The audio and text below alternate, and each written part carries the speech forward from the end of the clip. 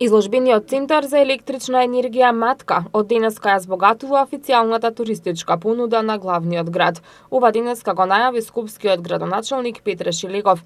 Тој председателот на управниот одбор на ИВН Македонија Штефан Петер потпишаа меморандум за соработка со кој овој центар прв од ваков вид во Македонија и во регионот ќе добие поголема промоција и ќе ја збогати туристичката понуда на Скопје. Овој центар е добитник на наградата Музеј на годината, која ја доделува International Council of Museums на Македонија, а минатата година ја доби и националната награда за општествена одговорност што ја доделува Министерството за економија. Шилегов потсети дека представници на неколку универзитети во Македонија, на средни и на основни училишта и представници на Бирото за развој на образованието потпишале иницијатива за користење на изложбениот центар Матка во едукативни цели во насока на унапредување на образовниот процес.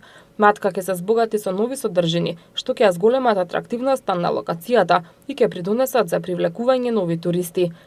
Изложбениот центар Матка е сместен во автентичната зграда на старата хидроцентрала на Матка, која датира од 1938 година и досега го посетиле над 8000 посетители.